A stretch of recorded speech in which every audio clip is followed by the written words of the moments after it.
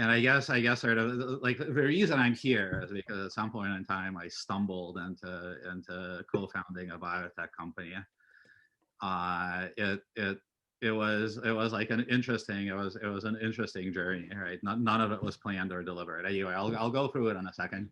And so I'll talk about that a little bit, and maybe said like briefly talk about some of the like lessons I feel that I learned along the way that are worth sharing, with a caveat that take all of that with a massive grain of salt, right? Like, in the sense that I've done this exactly once. So I happen to go from like having an idea to getting the idea funded to like actually executing the idea to taking the company public to like continuing to build it out afterwards. And it worked, but it worked exactly once. I make no claim to my experience being like generalizable in any sort of a large way. The other thing is If like someone, sorry, so if someone decides to launch a startup after this like conversation, you're not going to be liable. oh yeah, I disclaim all responsibility Okay. in its entirety. And look, this is a small group, right? And again, most of us kind of know each other. So like the more conversational this is, the more fun this is going to be. So I kind of have a spiel prepared, and then we can chat. But at any point in time, feel free to like interrupt, add color, call me out on my bullshit, right? Like Becha's here, Becha and I are colleagues. So if there's anything I say about like what we're doing that's patently false, like by all means correct me. But yeah, let's launch into it. One sec. Share screen, desktop. There you go. Uh, I've more or less purposefully kept this light. There's plenty of beastly serious stuff going on in the world, and I don't think this evening needs to be beastly serious. I guess maybe with some exceptions, but again, like let's launch into it. And I called this talk a comedy of error, right? Like mostly because again, all of it just kind of happened. None of this was a master plan of mine at all. In launching it, I'll start kind of in the middle, and so the year is 1999, I think, or maybe 1998. My memory of those years is kind of fuzzy. I'm in college and I'm about to drop out. I don't know what the hell I'm doing in college. I am almost certainly clinically depressed and not getting any help. I like this was kind of a miserable time in my life. Here's a picture. I dug up a picture. This is mostly what we did. So we had some classes, and I went to some of the classes. I didn't go to the other classes, and then in the evenings we would like drink too much, play confidants, and smoke cigarettes. When I could afford cigarettes, which wasn't every day because I had absolutely zero money at that point in time. Yeah, I like right like failure is kind of a theme here. This was like that entire experience was an abject failure. And this all started way the hell before college, right? Even in growing up, right? My grandfather was a famous physicist. He always wanted to make like he had this idea that I was going to become a physicist. Like that never happened, to massive disappointment from all involved. Right? Both of my parents were computer scientists. My dad certainly had an inkling that I'm smart and I'm going to be good at this, and like that never really well. That actually kind of went somewhere, but nonetheless. I barely got out of high school, right? I did well in the few classes that I liked and kind of failed at everything else. To the point that like I don't know that I'm even supposed to have a high school diploma. I had one of our high school administrators really took pity on me. Uh, Dr. Jackson, I don't know if he's still around. He was awesome, but he kind of like made me graduate, and I have a feeling he may have like helped out with more than just advice, because I'm certainly not sure. Like I didn't even show up to my high school graduation. I missed that. But generally speaking, right? Like this was kind of a rough a rough time. Ostensibly, I dropped out of college because I couldn't pay for an next semester. I was kind of in a spat with my dad at that point in time, and I wasn't going to take a penny from him, and I'm pretty sure he wasn't going to give me a penny either. So that was perfectly mutual. And I dropped out with like telling myself a story that, of course, right, I'll make some money and go back and finish my degree because that is what you do. And that never happened. But that was also, that was the year 2000, and the saving grace for me was that that was the year when you could still show up just about anywhere and say, hi, I know how to program, which I kind of did, just through my childhood. And the response was like, they welcome you with open arms and give you a job offer regardless of like whether or not you have an education, know anything, can do anything, and so on.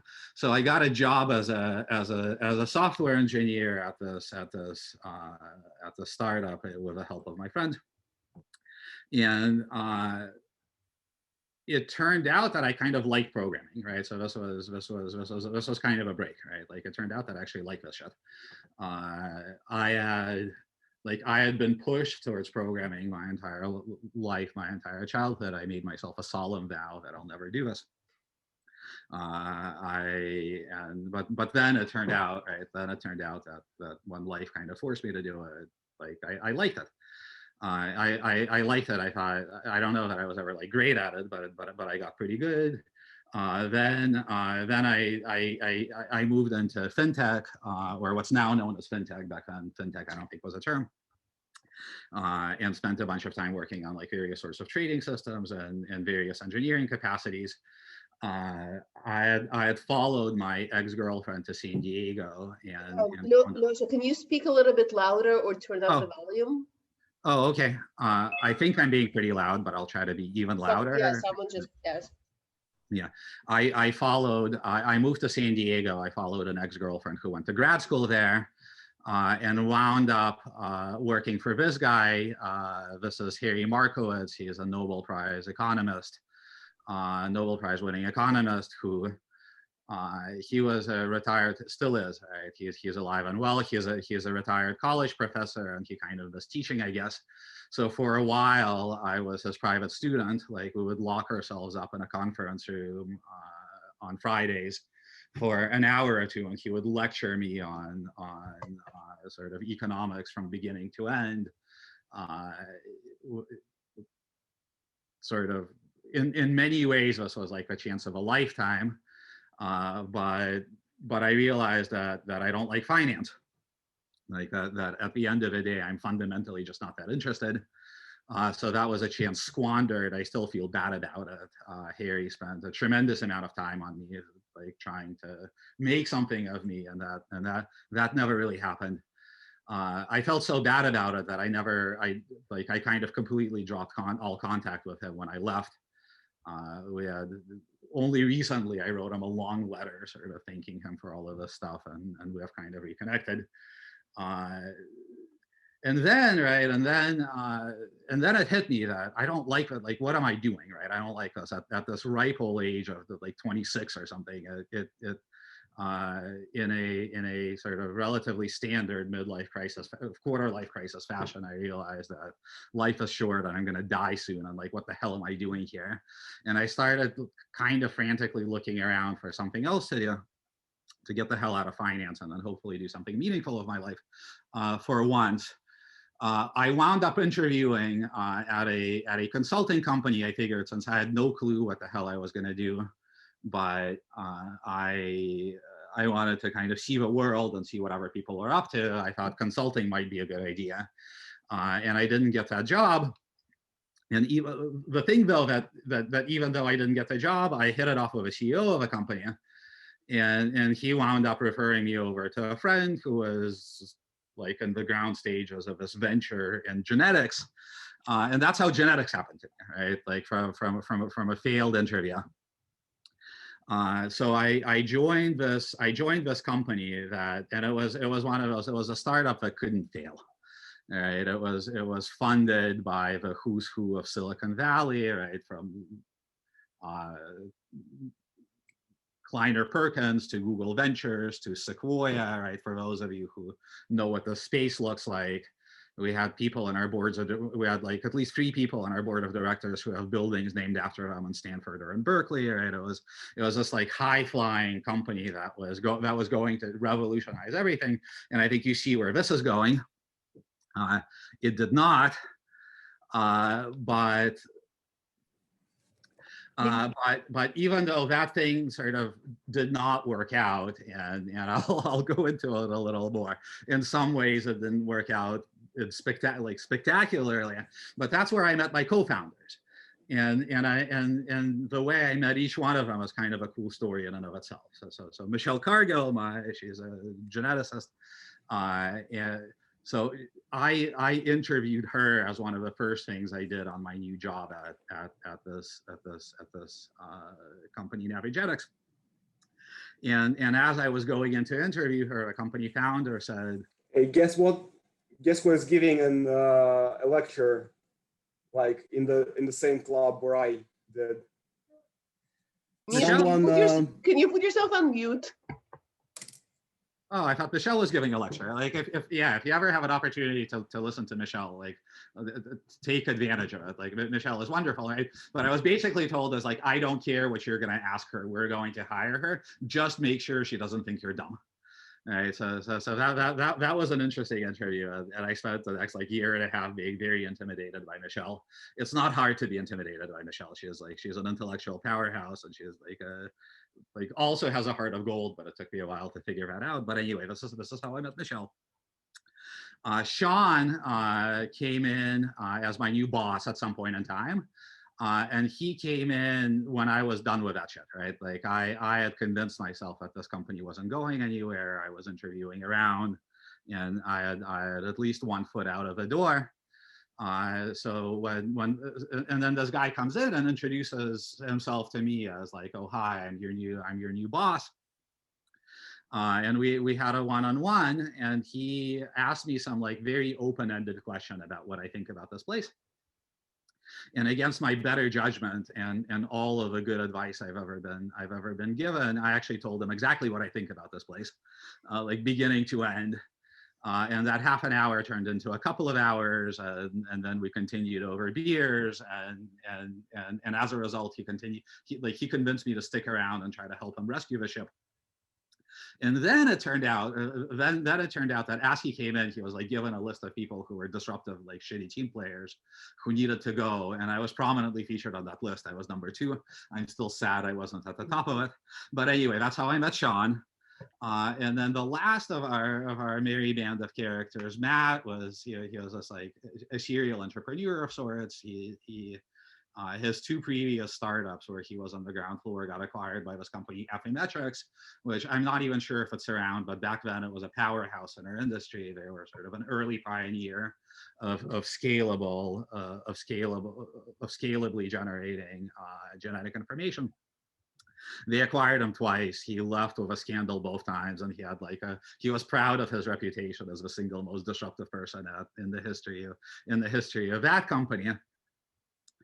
That's a cast of characters, right? We had like a brilliant and successful scientist who was on the ground floor of a human genome project at like Celera Diagnostics from the very beginning, right? With God knows what accomplishments. And so on. We had Sean, who was like a very successful business operator with like a PhD in molecular biology and years of McKinsey, and then years of running very, very large things very successfully. We had like Matt, who was like a serially successful entrepreneur who like did this before, right? And then there was me. And needless to say, right, like that was an interesting position to find myself. I am still not sure why any of those guys took me seriously, right? Like, I never got a straight answer. But needless to say, right, like for a while, and this is still partially true to this day, I spent in a deep state of anxiety over like having convinced people that I'm smarter than I am, and worried about letting them down. Speaking of spectacular failures, right? This is a good one. Don't do this, by the way.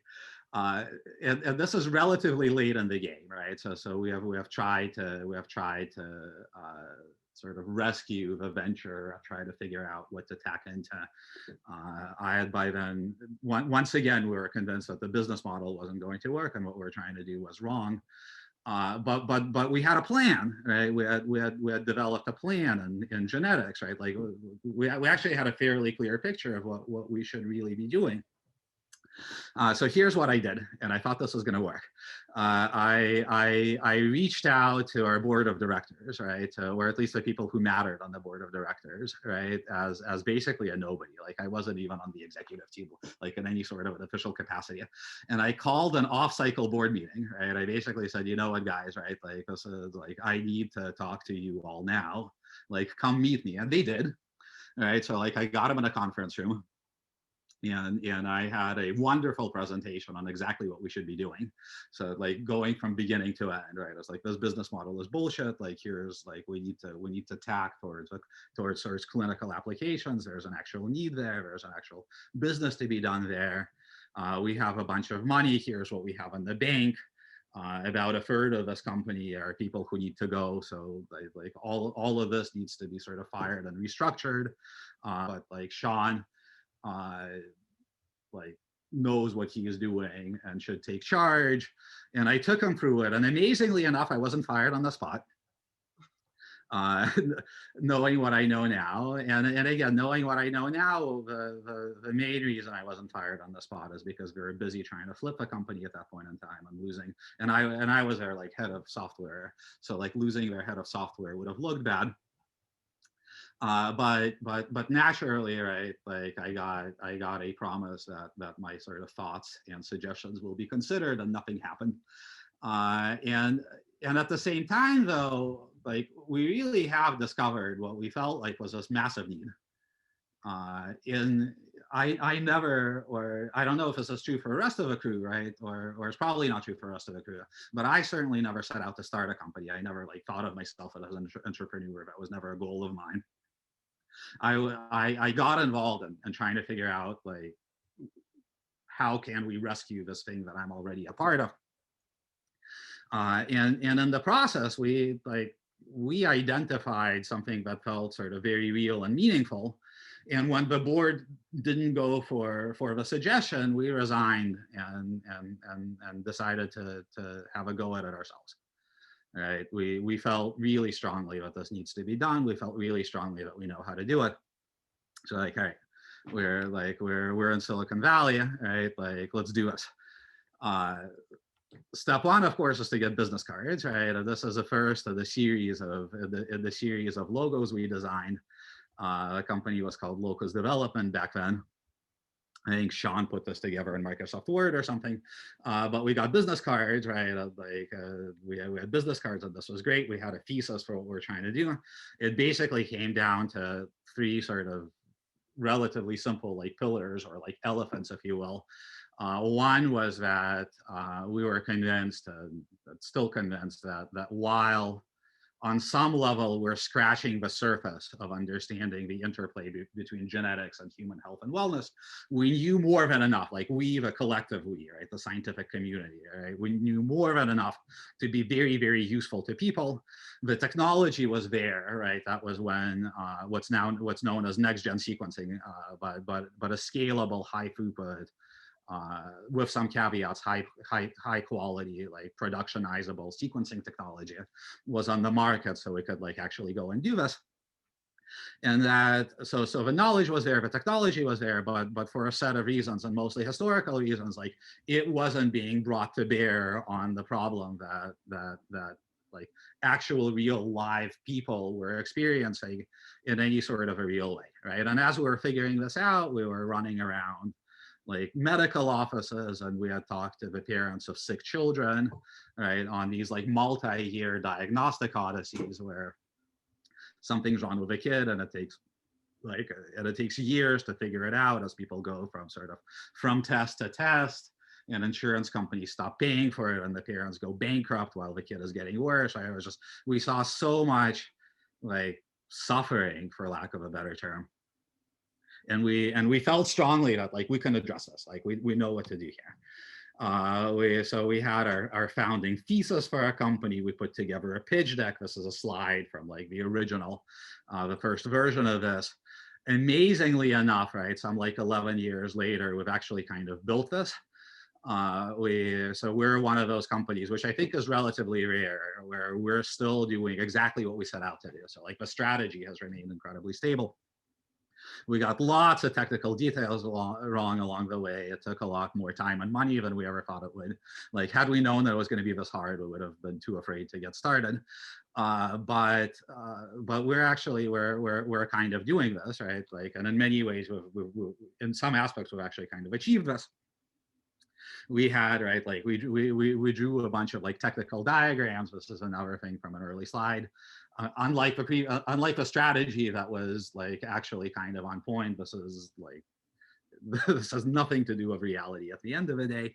And we went out looking for money, right? And we had our list of potential investors, and we had a lot of people that we've kind of gotten to know along the way who all expressed support. And we felt like we've got this. And then we got our first no, and then we got our fifth no, and we clearly needed better business cards, right? So this is where I begged a friend of mine, Bella, who I don't think she's here, but many of you know her, to sort of like donate a couple of hours of her time to design us like a grown-up business card that makes us look much more serious, so that these investors like react better. This is what she came up with. I actually kind of like it. And then we got our 100th no. And at this point in time, right, we're a year in. We're renting, we're not getting paid, obviously. We're doing this full time. We're renting a little office out of our pocket money, or like savings, essentially. We had set a bunch of internal deadlines for ourselves for like if this doesn't work, we're just going to call it quits and go find jobs. And we blew through all of them. Right.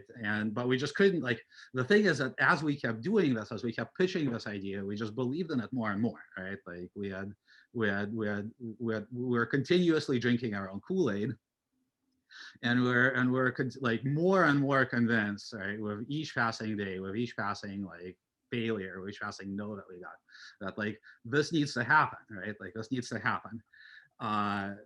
Lyrical aside, right? Again, just to paint a picture of how funny this got along the way.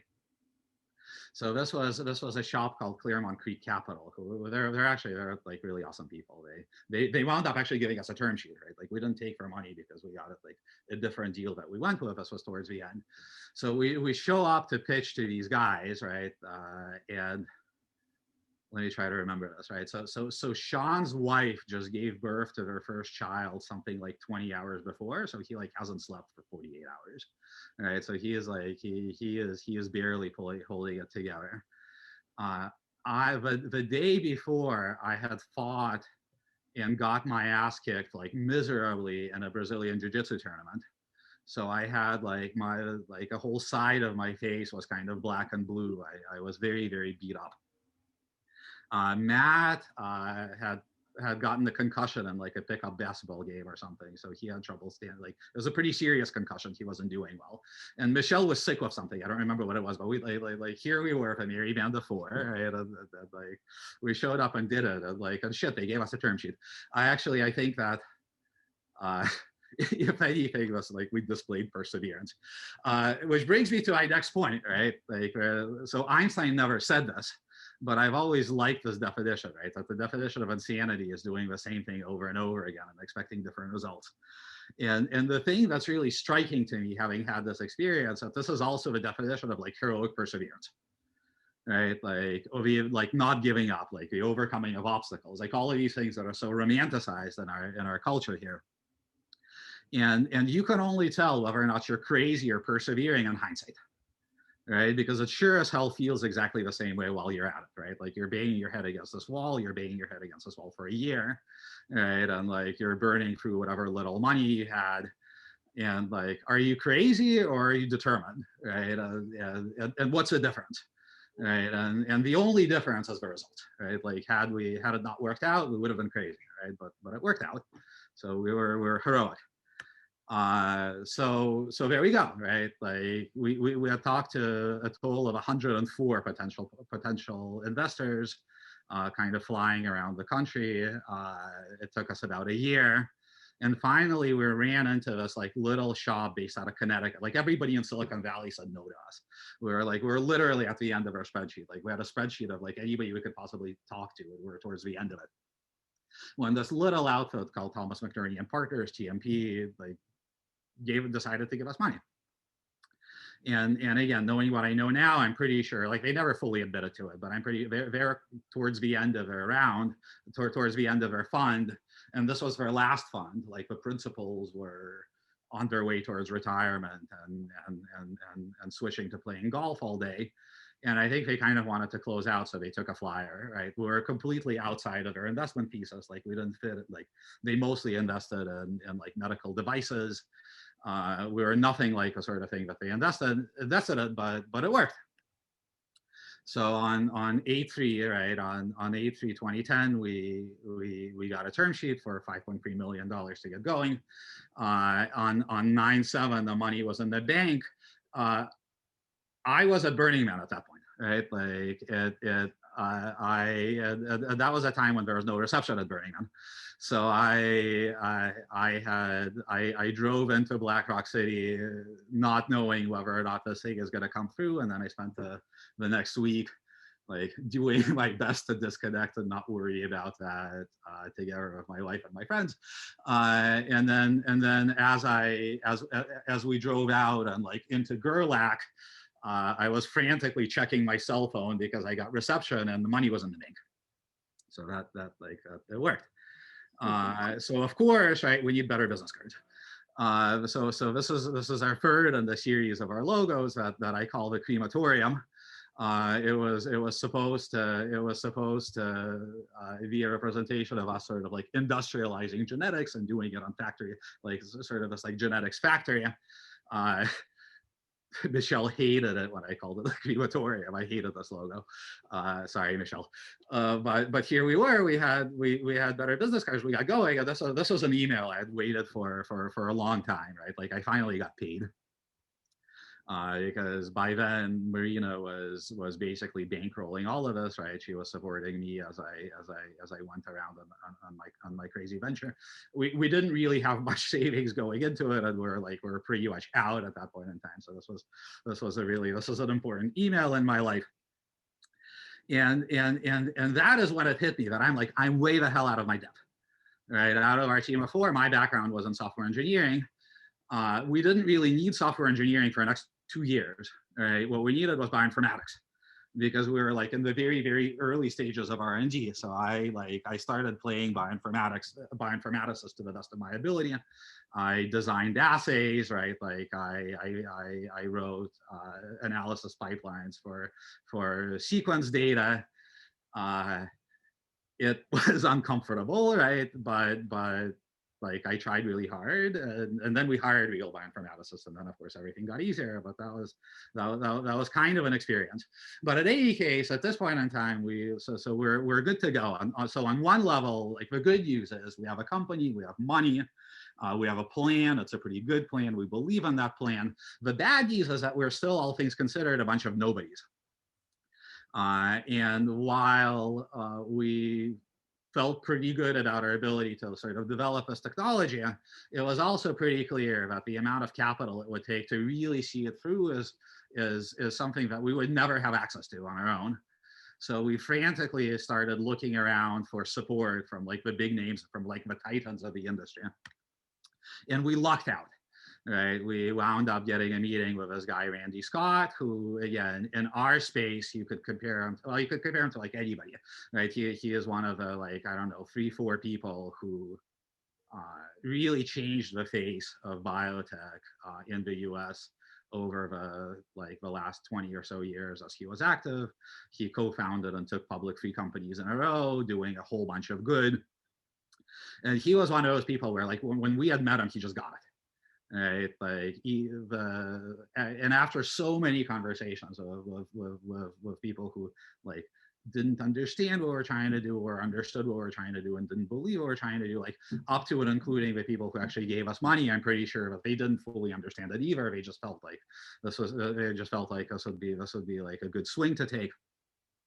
Randy just got it, right? And at that point in time, he was the exec chairman of this company, Genomic Health, which he founded. And he had convinced Genomic Health to lead our Series B investment, and through that investment came onto our board of directors. And in many ways, that's kind of changed the trajectory of this whole endeavor. Uh, and our plan A was kind of a two-headed monster. Right, we were a glorified R&D team. Right, we were a small company that was developing a technology. We were basically like scientists and we were scientists and engineers, and the plan was that we were going to develop the technology platform, and then genomic health would be sort of a commercial friend. They would take that capability and commercialize it. And on paper, it sounded like a great idea, right? It allowed us to hyper focus on what we're very good at, which is building stuff for scale. The Genomic Health Organization and their sales team was like perfectly positioned. They had relationships with all of the right people and all of the right like hospitals and research institutions, and it didn't work. And it didn't work kind of spectacularly for what's in hindsight a fairly obvious reason, which is it's really hard for like a scrappy little startup and a like mid-sized publicly traded company to develop stuff together in lockstep. Right, we just operated like we're culturally very different. We operated at a very different cadence. It didn't work, and this left us at a massive crossroads. Right, because on one hand, by now, right, we had developed a prototype, like a solid prototype. The technology was working. We were going from blood or saliva all the way to clinically actionable results in a scalable way, right? Like we took a bunch of technical risk off the table. We had validated our approach. And this was a natural time to sell the company and go home, right? And we had a few acquisition offers on the table. It was like we weren't going to be able to take the next step on our own because it would take the level of investment that was not available to us. And this was sort of a natural time to sell and figure out what else we're going to do. Except for we really didn't want to do that. We really didn't want to do that. Like we wanted to see it through. So we went with plan B. Sorry. Hi. What year? Hi. What year was this? This would have been like 13. Okay. And so we went with plan B. And what happened was like Randy, personally, right, and you can do that when you're very successful, you can do that, but Randy personally sort of out of his pocket led the next round of investment into the company. It was like a big round, like much bigger than anything we've ever done before. Spun down sort of the subsidiary of Genomic Health that was going to commercialize this, and joined us as our new CEO. And on one hand, right, like this was our opportunity to swing for the fences, right? Whereas we were a bunch of nobodies up to this point, right? When Randy showed up, all of the people who wouldn't take our calls were suddenly like lined up around the corner to try to talk to us. At the same time, we had basically ceded control of our baby to someone who we kind of knew but not really, right? That was a scary moment. Right. It was also like the best decision we've ever made, but like, man, that was a scary moment. And naturally, right, like you guessed it, this called for new business cards. Locus Development wasn't going to work as any sort of a commercial name. Randy came up with a name in Vitae. This is the logo that came up with that. This is my least favorite of all of the logos that we had. I call this the pincers. Didn't last very long, but we had new business cards and we had Randy at the helm, and then the other key thing happened, which is the Supreme Court of the U.S. finally threw out gene patents, and there's like a long and sordid history behind this. But basically, a company in our space called Myriad Genetic had, by the way, like Myriad did a lot of really great work, or like a pioneer, like very much a pioneer in our space. In many ways, a wonderful company, but they licensed a set of gene patents, like literally patents on the sequence of the two big breast cancer genes, BRCA1 and 2, that the patent office somehow granted.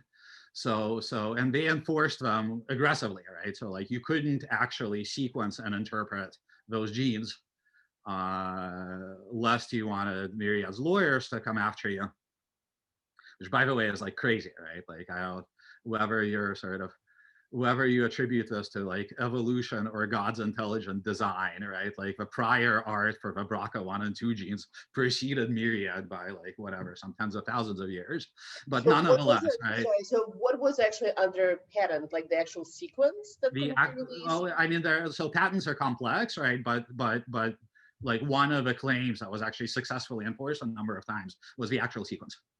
Wow. And also there's a bunch of I mean, there's like a bunch of stuff in there, but they're like the actual sequence, right? And we're still in 2013. Yeah, this I want to say this is 14. Though I'm fuzzy, right? Like this But is like, easy yeah, to look up.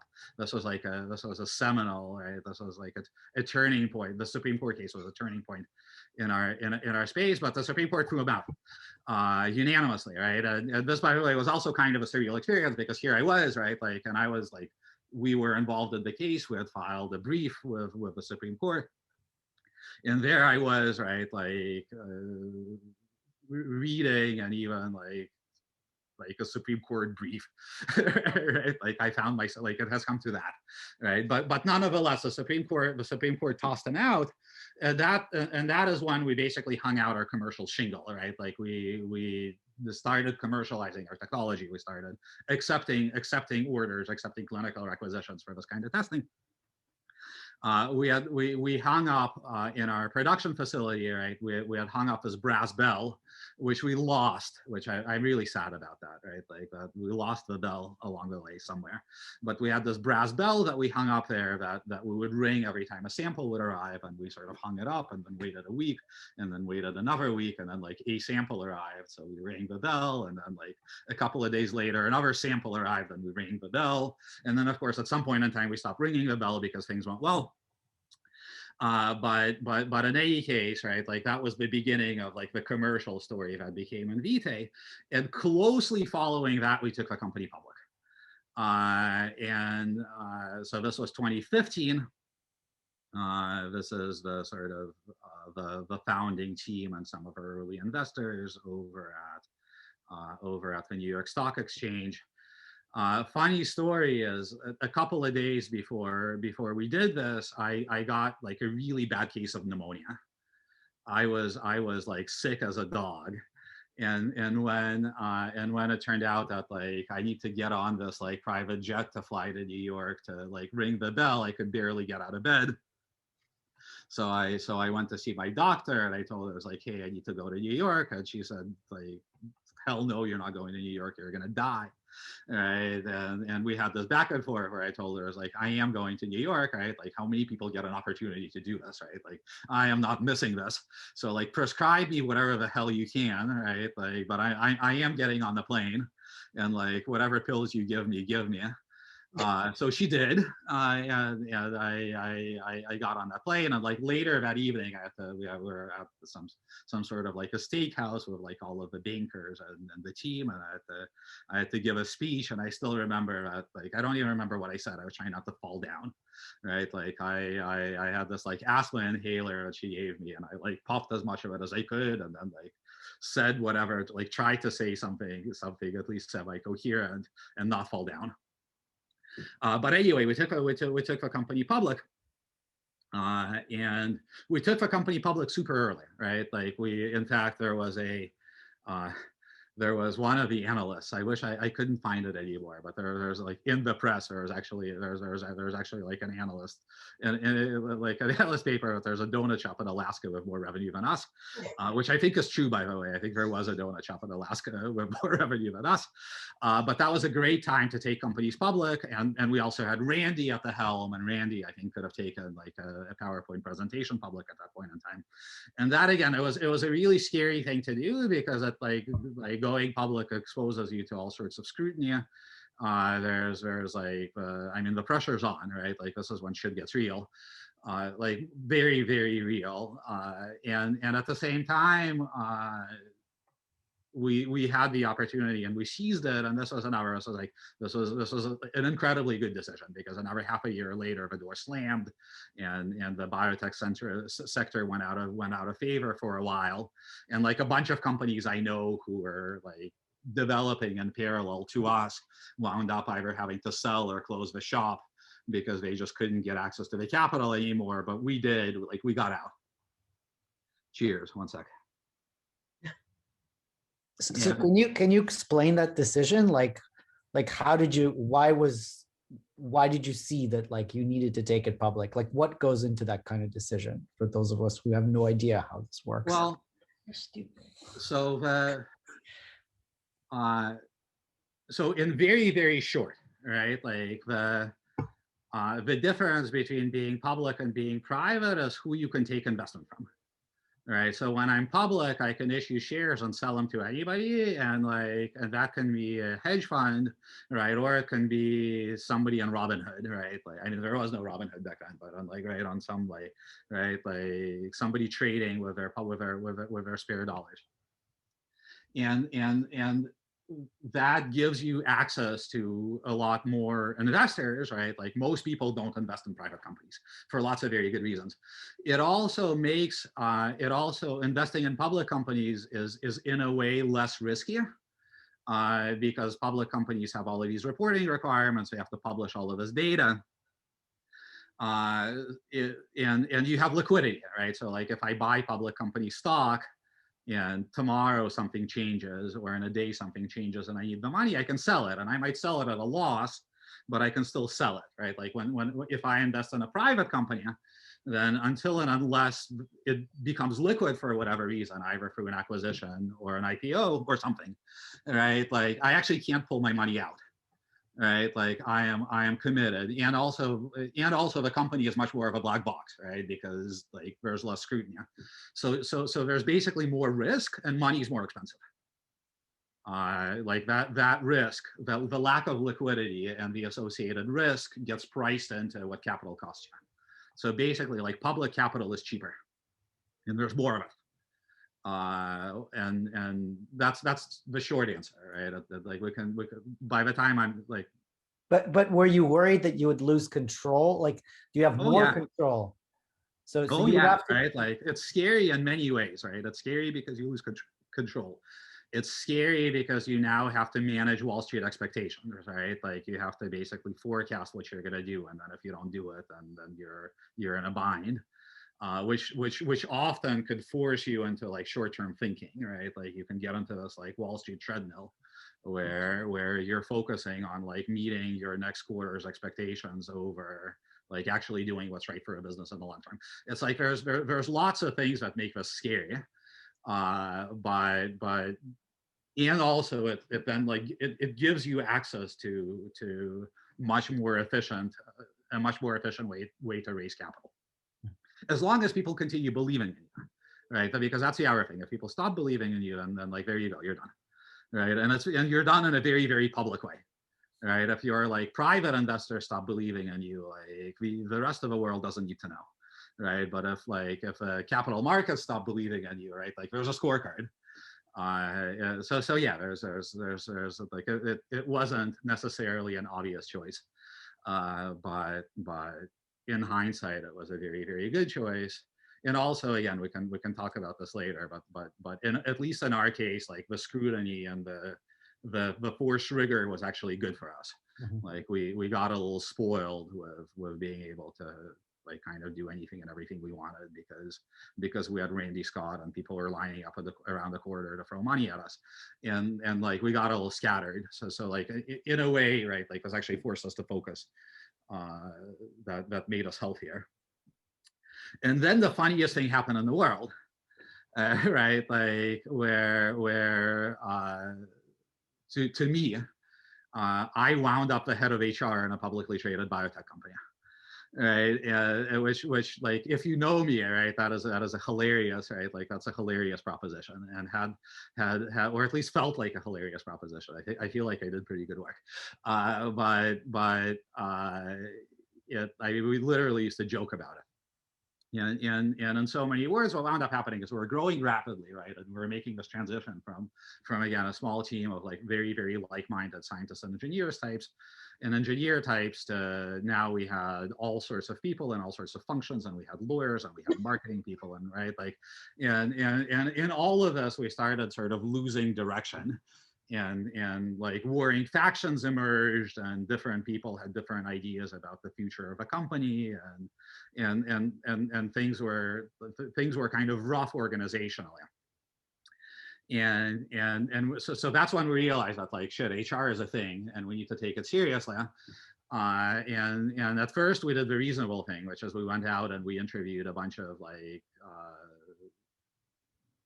right stage HR executives, and quickly realized that it's not going to work, right? That like while some of the people were actually really wonderful, impressive people, which took me by surprise. I kind of had like a relatively low opinion of HR as a function going into this. We realized that we're kind of like we're on a kind of a burning platform here, and expecting an outsider to come in and fix this for us was just not going to work. And somehow I wound up with a job. I think mostly because I had by then developed a reputation, I think a well-earned reputation, for sort of not really caring about personalities or politics or anything, and really sort of being after getting to the right answer, getting to the truth in any situation. So I think I was seen by most people as like the lesser of the potential evils. That like I was at least going to be fair, right? And somebody had to do it, so I wound up doing it. And I actually, and good God, was that a daunting proposition, right? Like speaking of being out of my depth. And it was a daunting proposition for many reasons, right? For one, I didn't know anything about HR, right? And like it's actually kind of a complex field, right? With anything from like compensation and benefits to whatever to the legal implications of this or that, right? Like there's a lot there. There's a lot of like esoteric knowledge that's there. But that wasn't even what scared me so much. What really scared me was that like I was now in charge of company culture, like formally, in a formal way. And it's really like corporate culture is this really difficult thing. And it's this really difficult thing for two main reasons, or for three main reasons rather. One is that it's beaten to death, right? Like if you Google sort of like corporate culture, like teamwork, like whatever, there's books and books and books and articles and blog posts about like the 7 reasons why collaboration is important, and the 10 reasons why diversity is great, and the sort of the 5 reasons why teamwork benefits the workplace, and all of this stuff that everybody agrees on, but it's not helpful, right? Like everybody agrees on the same things, and at the same time, like that's not what actually happens. Right, and there's like successories posters, right? Like whenever you're working on anything that has like a successories poster, you know you're in trouble. And most of us, right, like are basically conditioned to not take it seriously. Like certainly in my career, whenever I wound up like in a room with some corporate executive talking to me about culture, I would roll my eyes, tune out, and wait for a person to go away and stop wasting my time while I thought about other stuff, right? And like, and most normal people do that, right? Because we've been trained through like a very good experience that like that talk is bullshit. But here I was in charge of it, and we needed to make it real. And that is when I went on eBay. So this like Enron cube that is proud, the Enron culture cube that with integrity sort of proudly featured on it, is actually on my desk. Like I went on eBay and I bought it for myself as a reminder that this stuff is important. But I dug in and wound up like, and I'm not going to get to talk about this too much, certainly, or I'm not going to talk about any of the stuff too much as a part of my spiel. But the one thing that we did that was like, I think both interesting and pivotal was we decided that we're going to approach culture from the incentive side, right? Because we can put whatever like bumper sticker slogans up on our walls, and that means absolutely zero. So what we set out to do was to try to like actually incentivize people to behave in the ways that you want them to behave, and disincentivize shitty behavior. And we did it with technology, right? So like we actually built a system that what it does is it takes everything we know about how like work and collaboration actually happens in the organization, from like the specialized tools to all the way to like scraping calendars and emails and Slack, right? For like the metadata, right? Like we don't, like the system doesn't read anybody's messages. And it basically, it gives a real-time view of the organization as a social graph that gets updated daily. So at any point in time, like we actually know who's working with whom. And then when it's time to figure out like how we manage people's performance and how we pay them and so on, basically all we do is we look at the people that I've actually been working with in the past, like however long, and we ask them how well he did, and we do that completely ignoring like seniority, like job level, like any of that stuff, right? Like none of it matters. Who reports to whom doesn't matter. None of it matters. Like the only thing that matters is whether or not the people that I'm actually working with, like shoulder to shoulder at any point in time, perceive me to be a good teammate. And that wound up like really changing things, right? Like really changing things in relatively profound ways. Right? Again, through incentives. Because now I'm actually incentivized to be helpful to those around me, and should I start engaging in behaviors that have been winning strategies in a lot of places where I've worked, right? Like self-promoting or like taking credit for people's work, and like being the squeakiest wheel and then getting all the grease, right? Like none of that works anymore, right? Like if I start engaging in any sort of zero-sum games against my teammates for like credit or visibility or whatever the hell else, they get annoyed, they start dinging me for it. And since that's a primary input into how well I'm doing, if I'm smart, I'll change my behavior. And if I'm dumb, then I'll need to look for something else to do with my life. And that sort of, that really like shaped the company and what leadership at Indite looks like, and even what our leadership team looks like in like relatively profound and really interesting ways. But again, right, like this is for, if anybody's interested, like that alone can be a topic for its own separate discussion. There's a lot more there. And now sort of I'll leave you. This is kind of, we're now towards the end of this. And by the way, I don't run our people function anymore.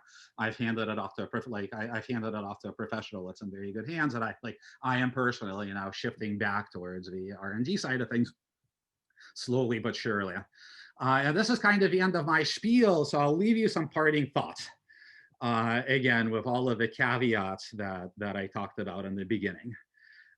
So, and the first, and this is something that's kind of a phrase at the company, is success tastes like gravel.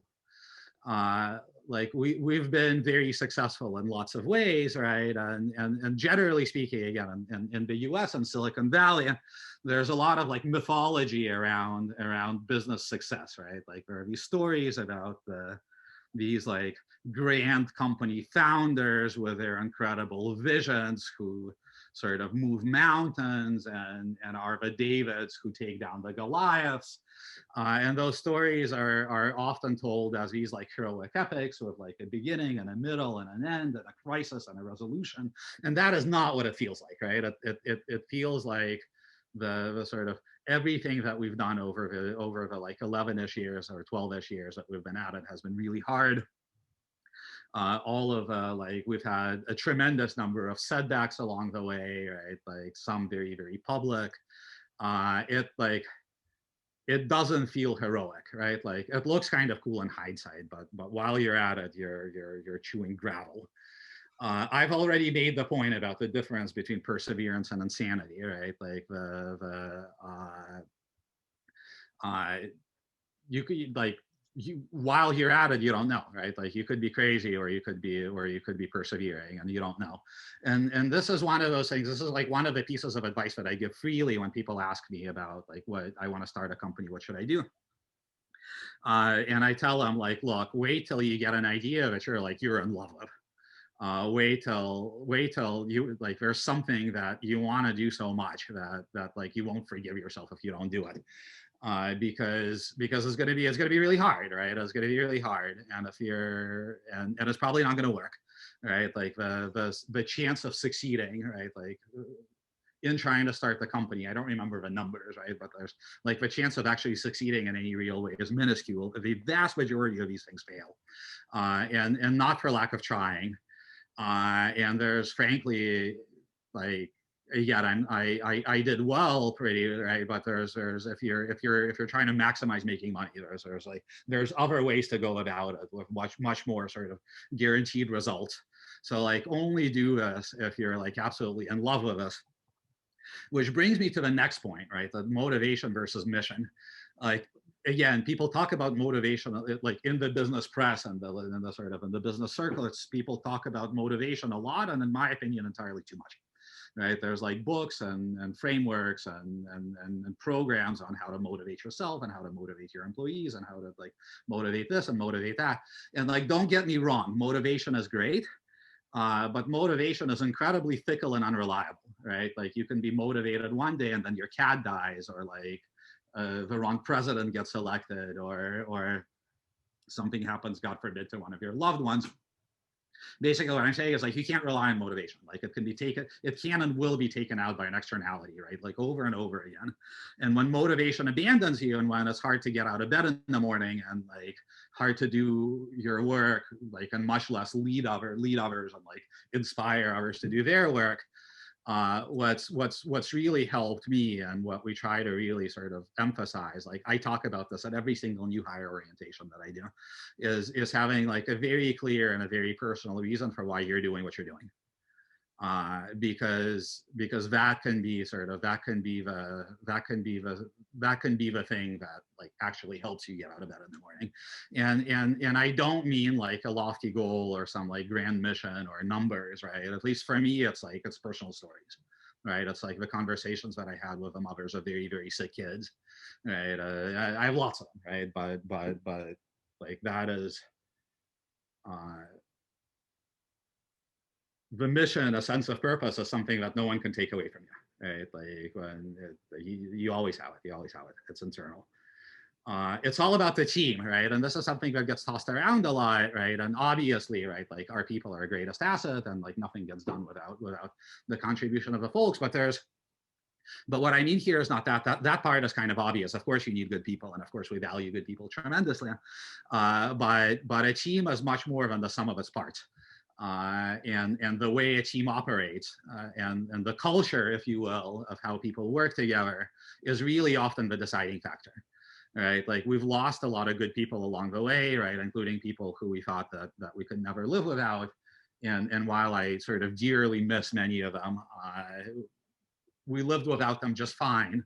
But it's really sort of the dynamics and the MO of the team as a whole that in my experience makes all the difference, much more so than individuals, right? Like just about everybody's replaceable. I'm certainly very replaceable, but the team dynamic isn't. And which is why like I really recommend everybody invest in culture, and invest in culture for reals, and invest in culture over the objection, over your own internal objection, and over your habit of rolling your eyes at bumper sticker slogans. But it's sort of like, this is particularly important when things go wrong, right? When things are going well, you can, even the most dysfunctional like of teams can produce results. But when things go wrong, right, like when that is when teams and cultures get battle tested, and you want to, I think, right, I suggest, right, that if you're in any sort of leadership position, and certainly in like starting your own thing, like take this seriously, like really take this seriously. And I already mentioned that like my view is very much that culture is about incentives, right? Like we can, and I'm not saying that like documents and mission statements and sort of rules of engagement are a bad idea. They're a great idea. They can be a source of clarity, but the trick is to make sure that the incentive structure actually supports that. Right? There's like a seminal publication from the 70s by this guy named Kerr, which I think is called the Folly of Incentivizing A While Hoping for B.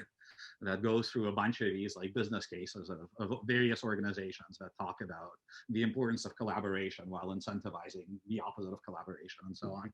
And this, like, I've seen a lot of this, and that I think truly has to be the focus. Which the other thing to keep in mind is nimbleness versus planning, right? Like most of us, and certainly I, like by background, have a tendency to overplan, right? We like to feel smart. We like to be prepared. We like data. We like a lot of data. We have a tendency to overanalyze, partially because again, it makes us like it is a very safe place, right? Like analysis paralysis, right, happens because it's a very safe place to hang out, right? It gives us the illusion of doing work and the illusion of making progress without actually doing anything and without exposing ourselves to failure. While in reality, right, like once you're out there actually doing stuff, things change really quickly. Externalities happen, right? Like I think many people have a version of this. My personal favorite is Mike Tyson's, right? That everybody has a plan until they get punched in the face. Which incidentally is why like team dynamics are so important and the culture is so important, because when you get punched in the face, right, like you don't have time to think and you don't have the ability to think very clearly. So like whatever instincts and habits you're in is what you're going to execute. And in that sense, the other thing is don't like where most of us again, and certainly me, have spent a lot of time over worrying about mistakes. And mistakes are going to happen, and especially if you're doing something new, right? You're going to get like, if you're getting 40 to 50% of your calls right, you're actually doing very, very well. So the trick is to like embrace mistakes, plan for mistakes, and react to them. And then the other thing is like this comes up a lot, right? Like I recently I was asked to give a whole talk on sort of lessons learned in COVID times, right? Where, and for us, right, this was really painful when COVID hit and when our medical system got locked down about a year ago. Like we lost half of our business overnight, which we then recovered from and are doing great, right? But this was like a very scary crisis to navigate. And again, to the previous point, right? Like there's nothing special, there's nothing magic about managing during a crisis. It's all about the basics, because frankly, again, the basics is all you've got, right? Like when all hell is breaking loose, when you're scared, when you're nervous, when the team is nervous, right? Like you, generally speaking, don't have the ability to execute some sort of like nuanced multi-step plans, right? Like all you've got is the very, very basics of management, of decision making, and if you sort of did what you were supposed to, then like these fundamentals are what carry you through, and that's all I've got, right? Like this is the end of my spiel, and I hope I didn't bore you to death. And I need a drink, but we can open it up to chat. No, thank you for doing the spiel. I think it's like a really amazing story and like lots of ups and downs. Once you have your drink, I'd love to hear more about like the really dramatic stuff, like when you thought like shit, we're screwed, you know, we gotta like close down, and like at what point of time you actually were like, wow, we've actually made it. If there, I like, I know you're saying it's a whole road, Yeah. but if there were a couple of like defining moments. So let me give you one, all right? This is where my hands are a little tied, since this is being recorded and is going to go somewhere, right? And we're a publicly traded company. But let me Elena, turn off the recording so we can get the real story. No, I can give you a good one. And this was a few years ago, and this was certainly like the scariest moment in my experience. And so what had happened, and this is all like, this was all over the press, right? So I'm not revealing any secrets here. But what had happened is a few years ago, as we were revving one of our cancer assays that was specifically targeted at hereditary cancer syndromes, and we were sort of going fast. And we didn't have the right tools in place to content manage like the actual assay side. So in one of the revs, a few probes got dropped, and these were basically these like custom designed molecular probes that were designed to capture like a very specific mutation that is quite rare, but potentially very important in a bunch of hereditary cancer syndromes. And we kind of dropped it off of our assay. And it's one of those things that you don't just see by regular old sequencing for lots of very, very technical reasons. So like you kind of have to trap, like there's like a trap for it. And we dropped it and we didn't know about it. And for almost a year, right, like we were returning results to our patients. And for that particular mutation, for that particular variant, all of our results were negative because we weren't looking and we didn't know we weren't looking. And we found out about this from the press. So like one of our competitors figured this out.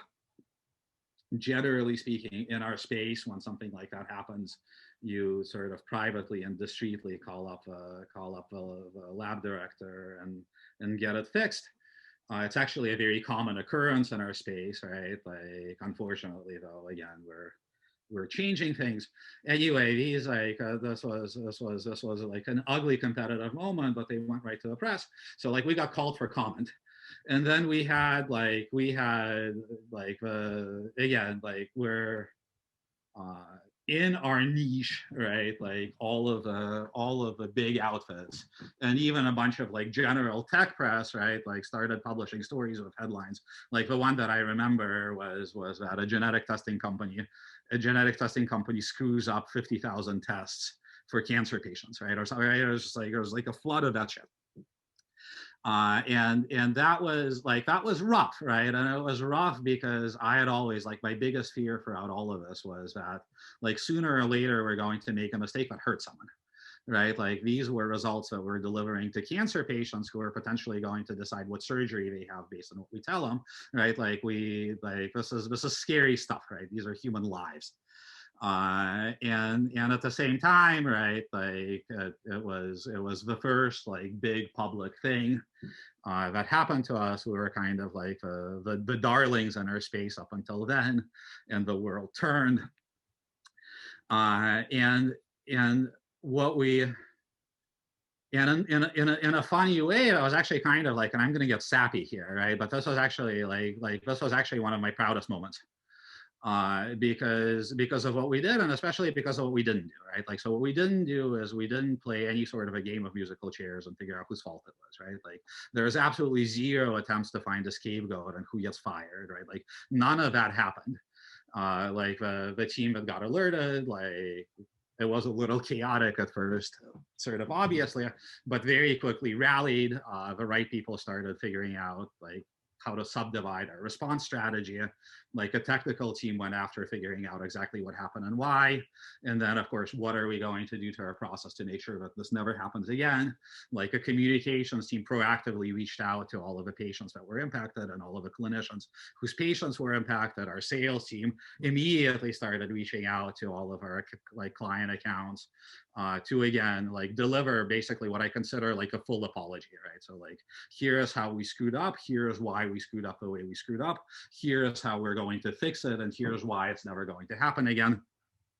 Like another technical team went off and figured out the way to retest the 50,000 or so patients like quickly, efficiently, and get the right results in the right people's hands along with our apology. And basically like that, the whole, and luckily, right, we found that we did indeed deliver 8 false negatives. We followed up on the clinical care, and again, like thank God, right? Like luckily, we didn't actually do any harm, right? Like like that missing piece of data didn't wind up impacting their care or their sort of health and survival, which is luck, because it could have. But in any case, right, like it all of this turned into a strength. Right, it turned into a strength because we fixed our processes and tools. It turned into a strength because our reputation with like the key opinion leaders in our space and our clients actually improved, right? Because it turned out that they were well aware that this sort of thing happens, but they've never seen anybody own it and fix it the way we did. And it could have killed us, right? Like I have seen stuff like this basically take out organizations. Right. So how did your competitors figure it out if you didn't actually deliver any false negatives? Because every once in a while, for lots of reasons, somebody gets tested in a couple of different places. and they found that they found a patient where like their results were positive and ours were negative, and they Oh, had known that this is like a tricky thing, so they went digging and basically like, and in many ways they like they did us a favor, right? Like I wish they didn't go to journalists, I wish they came to us, right? Because for the record, we caught them screwing up on a number of occasions, and we went to them quietly, right? Like but nonetheless, right? Like they actually did us a favor, right? It's good that it was found out. Like we could have like kept being blind to this for another year, and that would have sucked even more. So that's like that's one good example, and then maybe like even on a personal level, right? Like I've had many roles in this company over the years, and most of them were really uncomfortable, right? Like and I've had many times where like I personally felt like I was hitting a wall and I needed to like, I don't know, either find something else to do or retire and become an artist, or like, I mean, I've fantasized about lots of things along the way, but again, at least for me, like what I kept coming back to is like, we have so much more work to do. And I meet like, before this lockdown, right, like every year I made it a point to go and do ride-alongs with our sales team and visit like doctors' offices, and like I sometimes even pretend to be an intern, and I meet our patients, right, like I meet the people, and there's so much more to do, and whenever I have my own like little personal crisis of like I'm screwing up, this is never going to work, it's time to walk away, right, like that's why that's what I go back to regain my footing. That's a good approach. Yeah. I can ask another question, but I want to let people speak. Was this like interesting at all? Let me ask a question. Did I like bore you guys to death? It was great. All right. It was awesome. We got to live vicariously through you without like actually having to do it. Can, can you That's the can you say maybe more about your discovery about incentives? Like, I mean, is there something which is sort of counterintuitive that you discovered that works, or setting up of a structure that's so counter, or or whatever, what works or what doesn't? Well, I don't know that it's so counterintuitive, right? Like at least to me, I think this stuff actually kind of just makes sense. But like, but like, let's pick on like, right? Like in most previous companies where I've worked, right?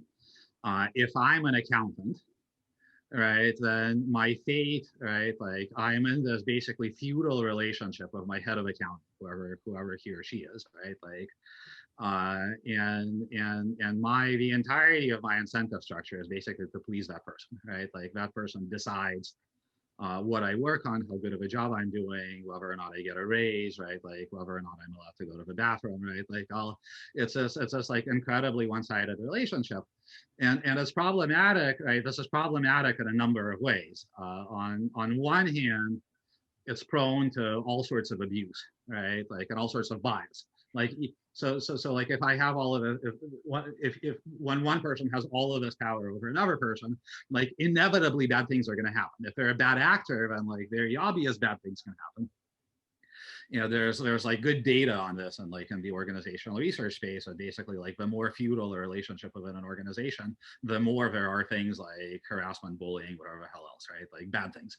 But even if everybody is being a good actor, right? Like we all respond to incentives, right? And if I like, if my fate rests on like this one person's opinion of me, while my work is actually collaborative, right? So I have to work with like engineers and scientists and whoever the hell else, but my fate, right, like is in the hands of my head of accounting, and the fate of the people I'm collaborating with is in the hands of like whatever, right, like whatever boss they have. What winds up happening almost inevitably is like departments diverge, right? Like and accounting starts doing what's good for accounting, and IT starts doing what's good for IT, and right, like and sooner or later everybody hates each other, right? And things devolve into this like internal tribal, like balkanization and tribalism, which is awful, right? And so that's one thing that like we very specifically broke that up, right? Because like org charts, and I'm not saying that like org charts are useless. Org charts are a good thing, right? Like they're like a view onto the organization, and like they help do stuff that is often important. But like the actual work is very dynamic and very cross-functional, right? Like and we have this. I actually have like I have a visualization of this, right? Like the org charts are not at all representative of the work that we do. The work that we do is this like hairball of all sorts of people collaborating together and like coming together and falling apart and so on. And if that's how the work happens, then like the incentive structure needs to be similarly cross-functional if you want to do well, right? Like when those things are different, like the mismatch inevitably leads to problems, right? They don't have to be acute, but they're problems. So that's like that's one example. So I have a question. So how, I mean, uh, uh, I can see that in a lot of companies, individual contributors are basically, promoted mostly, or at least it used to be the case, mostly on their individual contributions, whereas we're building largely larger and larger, ever larger products, which are built not by individuals, but rather by teams. So how do you actually, sort of, on one hand promote good teamwork, but on the other hand kind of recognize individual contributions, and not, sort of fall into this, either old way, or practically diminish everyone's personal contribution, and only recognize like the team effort or something. So I don't know So yeah, so what is there a balance here? Oh, there totally is, right? And this is like a rich topic, right? But in general, like the very, very short answer is we've essentially crowdsourced it, right? Like where our theory and it's panning out that way, right? Like we have multiple years of like very successful experience with this. Is that like if I'm a like say an individual technical contributor on some team, like the people around me know exactly how well, like the people around me know my work, right? Like they know what I'm good at, they know what I'm bad at, they're as we're sort of shoulder to shoulder sort of working on stuff.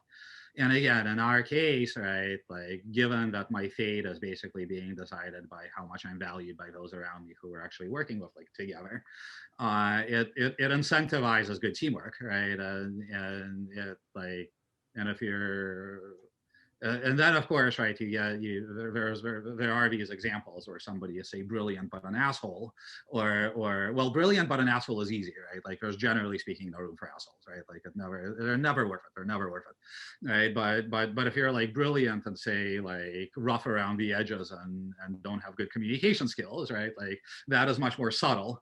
But generally speaking, again, like we find that it kind of all works out. And the one thing that I really worried about it when we're initially implementing this approach is that this is going to turn into like some sort of like a Lord of the Flies, right? This will turn into like a popularity contest, and it totally hasn't.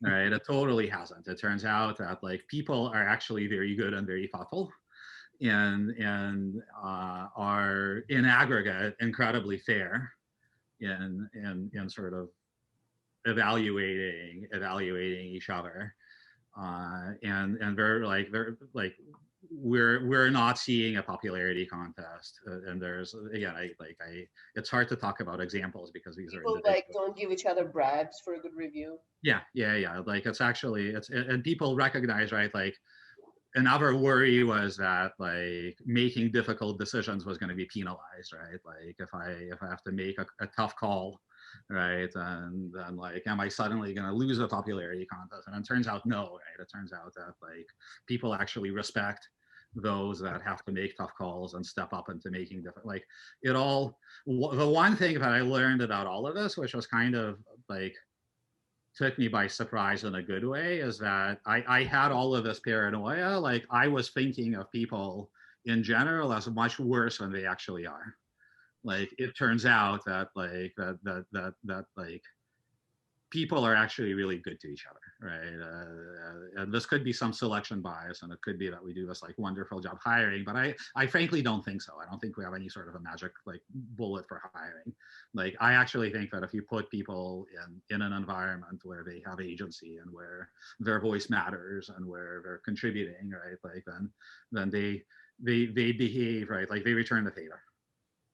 So I just wanted to validate one of your final lessons, which is that managing through a crisis is really just the basics of management. And certainly we've all had experience with that over the last year, and especially those of us who work in healthcare. Like, there's really nothing else that you can do. You just have to manage. Yeah.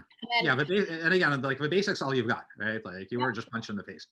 Yep. Right? Like you're not gonna plan exquisitely, right? Like completely.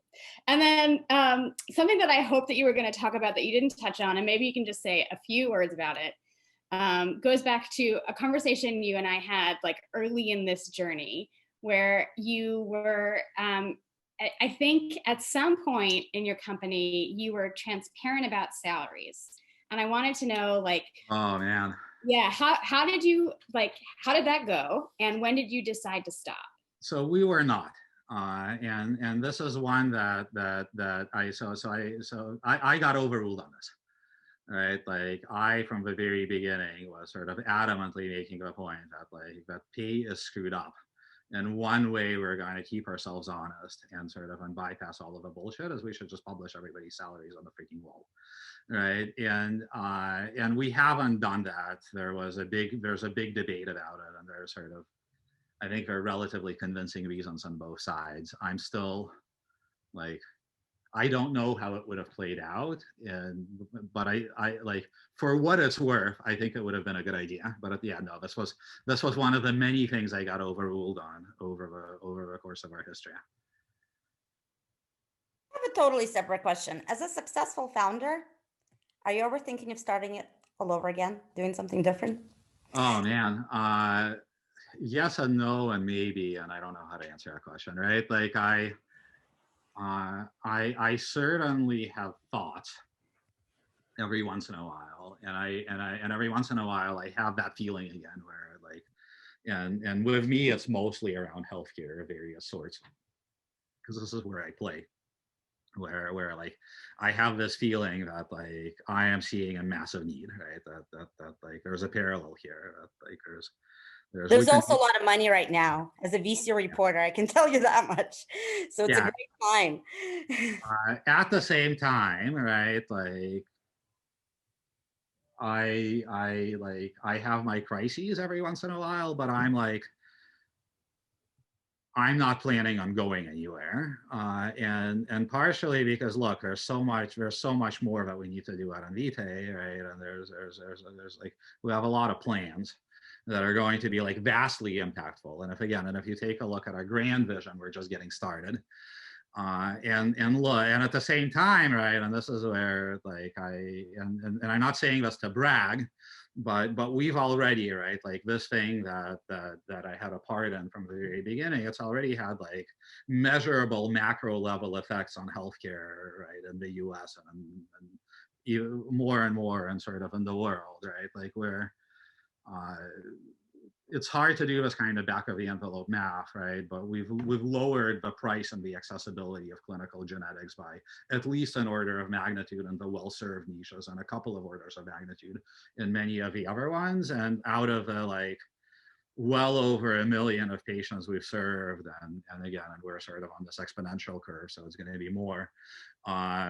Like a good percentage of those like wouldn't have gotten the help, wouldn't have gotten the answers without us, and like some percentage of those are like lives we saved, right, and or contributed to saving. And like, how lucky am I, right? Like that is an incredible thing to be able to say. And in many ways, right, like if I do nothing else in my life, right, like I feel like I can feel pretty good. And while I have a role to play and like a lever to pull on to continue building this, I'm going to keep doing it, because it, like, again, it's just shit. It's like it's an incredibly lucky place to be in. And at the same time, every once in a while, I have some idea that like I can't let go of. So like never say never, but not planning on it at this point. Have you thought about going into, consulting? Because I mean, obviously, what you were just talking about, I've really think that some of some aspects of the way my company is doing things can use some improvement in terms of this, this incentive idea. Oh, totally. And like, to be Maybe clear, you should call a emergency meeting of your company board. yeah, right. And to be clear, right, like And this is still being recorded. yeah, but to be clear, right, like we could use some improvement too, right? Like it's not like we nailed this, or we're far from perfect. Although Well, and some things I do think that we're like we have some pretty good answers. I I do some consulting on the side. I don't think that I have like, and I did more consulting before. I don't think that I have like the mindset to be a consultant, because like the thing about consulting is you come in when shit's broken, right, and then you like do a bunch of work.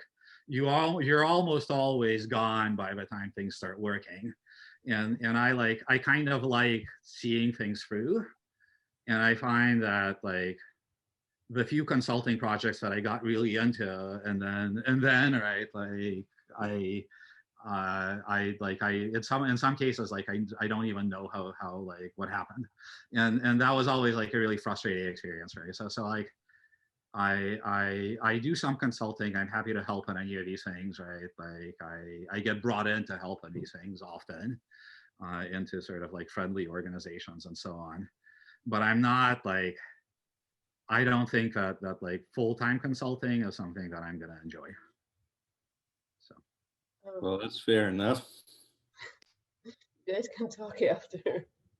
What about kind of more in the, HR, understanding dynamics between people and evaluating things in real time?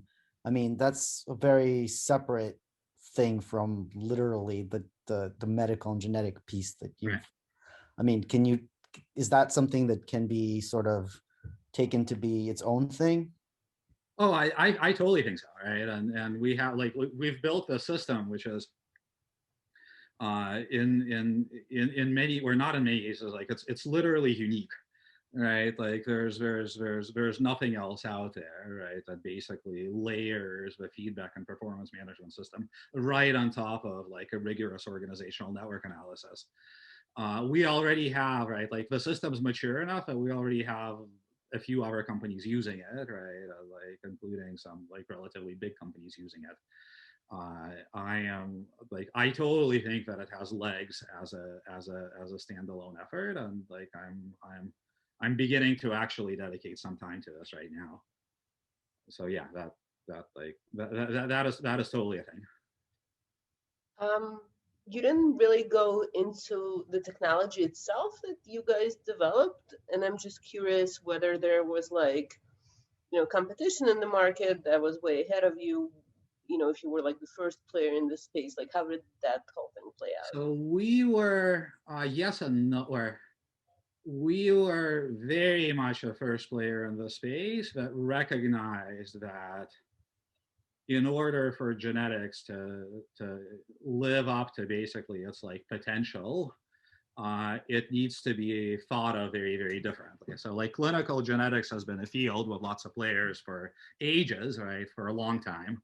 But for the most part, it was this like very boutique, highly specialized field with lots of like little companies and little labs with like very, very high margins, and genetic testing was like carefully metered out by the payers in the US, but by the medical system to sort of the small number of people who need it the most, quote unquote. And incidentally, often like by that point it's too late to actually, right, like the real promise here is to get ahead of disease, right, like, or to get ahead of like worsening disease. And so while like there was a bunch of established players in the space, like our thesis that this needs to be cheap, this needs to be high volume, that like the future is not only like theoretically people understood that like the future of like personalized medicine, if you will, right, is that like most people get a genetic test of some sort to guide their care, but we were the first, and by a good few years we were the first that like actually bit the bullet and built a lab that is roboticized, that is like, our laboratory doesn't look like a laboratory with a bunch of people in white coats and Sharpies and test tubes, right? It's a production facility. It's a sophisticated production facility with robots doing the work, right?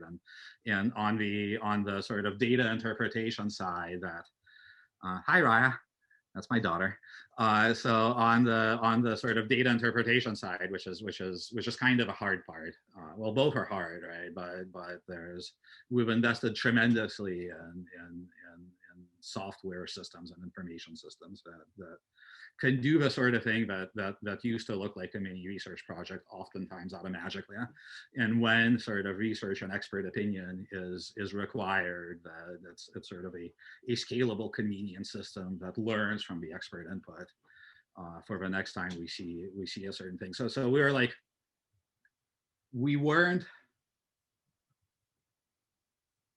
we don't have, right, like we don't have some sort of a magic patent on some like different way of doing this. And in general, right, like I didn't get to talk about our stance on IP, but we kind of open source and publish everything, right? Like for lots of reasons, from ethical reasons to actual business reasons. But so we however, right, like we were definitely a few years ahead of like recognizing the need to approach this problem very, very differently, and approach this problem from the standpoint of like true scale. And many sort of, there's a number of people following us in that, right? Like, but we very much paved the way, and we very much have benefited from sort of seeing this earlier. So what's your take on the, I guess, kind of political implications of, genetic data being sold, like insurance companies getting their hands on, like all of that? Oh man, like that's thank you for opening a can of worms. I have like an easy answer to this question, and then of course things get really, really complicated. The easy answer to this question, and this is a stance we've publicly taken this stance from the very beginning. It's actually written into our S1 filings as we were going public. That and it's a balance. So on one hand, like genetic information is more valuable when shared, right? Like and the more you connect information to each other, and the more you sort of publish it and open up genetic information to research, to drug development, to whatever else, right? Like that creates a lot more value for everybody in this value chain, right? And at the same time, equally importantly, we feel, right, and this is set in stone, that patients own and control their genetic information. So we do quite a bit of information sharing, right? We have programs to help pharma companies recruit for clinical trials. We have programs to help connect patients with FDA approved and on the market therapies, right? And we do a lot of this, but we do it as an honest and transparent broker. And we do all of this with like complete transparency and explicit permission from the patients. And our thought is that basically is like, if we're open and honest and we deliver value to everybody, then everybody is actually highly incentivized. Right. So like, if you think about it, if I'm suffering from a genetic disease that runs in my family and that affects me and will affect my children and my children's children, like I am actually highly motivated to work with the research community, to work with the biopharma community, to figure this out. It's also scary. And our stance that like, in order to alleviate the scariness, we're going to be like incredibly transparent, and we're going to do everything with permission. And so far, so good. So that's like half the answer. And then maybe the other half the answer is that like our society has a lot of figuring out to do. Right, like we actually have pretty good laws on the books, right? We have the Genetic Information Non-Discrimination Act from I want to say the second term, right, which is actually a pretty damn good law that protects people from discrimination based on their genetic information. Like, but in general, right, like we have some figuring out to do, and at the same time, right, like there's people who need help, and our stance to this is we very much share information, but we do it transparently and with permission, and in a way where everybody benefits. And so far, that's been a pretty good strategy. but the insurances aspect of it, of the question? Hmm? The insurances aspect of the question? The insurance is after a question. So again, right, like I'm not an expert here, right? Like we don't sell information directly to insurance. We certainly don't send like anything identifiable, right, to insurance companies, right? Like at the same time, your insurance companies have access to quite a bit of your medical records, so like they're probably seeing stuff. The good news is that at least as far as self-insurance is concerned, you're completely protected because you know, like there really is a pretty good law on the book in the U.S. Can we buy the insurance companies? Can we get 23andMe? Because I remember the head of my department was like adamant about not doing, like we would send to you quite a bunch, but when I was saying why don't these people like, or like he was so against like 23andMe and stuff like that. I don't know, right? So the real answer is I don't know. I was thinking, is it his personal paranoia? But he was like, no, like we can do that. Like if we do them and it's fine, but like everything else is crazy. Don't get them. You don't know what's gonna happen to your genetic information if you do 23andMe. Like so on one hand, like music to my ears, I'm thrilled that we're trusted, but the rest of it, I really can't comment on it. This isn't even me being coy because this is a public thing. I really don't know. Right.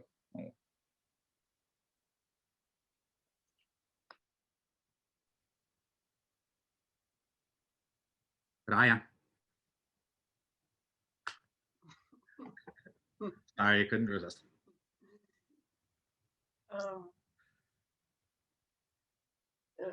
Anyone else? Well, yeah. So what's the next big thing for Invite? Oh man, the next big thing, the next thing that I can talk about. I mean, there's a lot, right? If I were to pick one, we late last year we acquired this company called Archer DX, which is now a part of Invite, who has and the team over there has been doing like incredible work on the other side of the genetics of oncology, right? Like historically, Invite has been all around the germline and basically the stuff that you inherit. And the team at Archer has developed like really incredible stuff around things like the genetics of the cancer itself and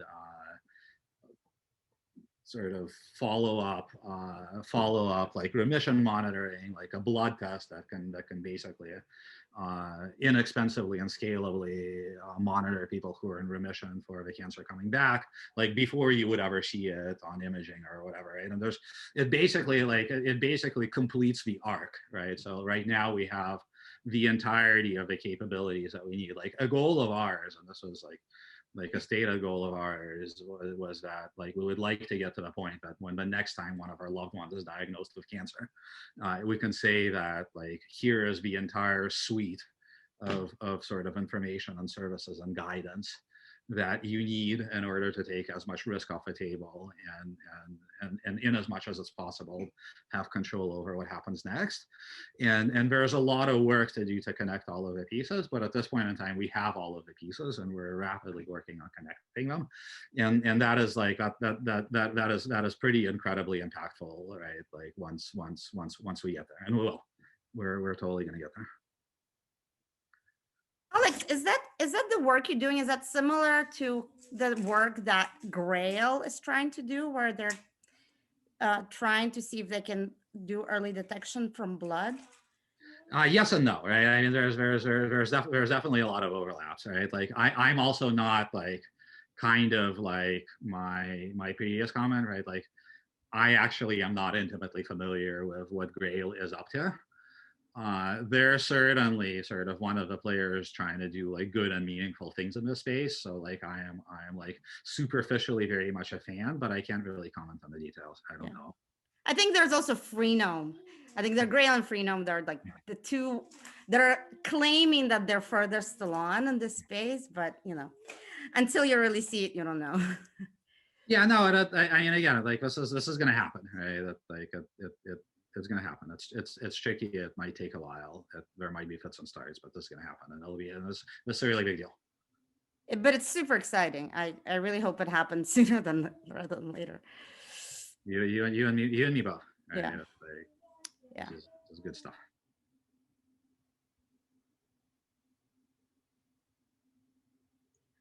All right.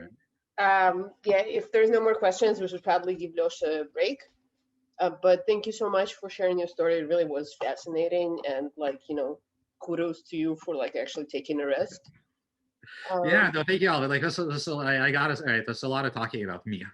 All right, like I think, Oh, whatever. Just I think enjoy I it. could stop doing that for a while. Like, it's kind of weird. But yeah, no, I hope this was fun. Well, all I have to say is that going back to your first slide, I remember that we used to work in the same building, that the American Twine building. And oh yeah, that's right. It wasn't Lighthouse. What was it called? No, it was called Northern Light. Right, Northern Light. Yeah. I worked for, but that was that. It was just like a walking distance from the Cambridge Site Galleria. Yeah, that was my first like real corporate job. That was like my big break.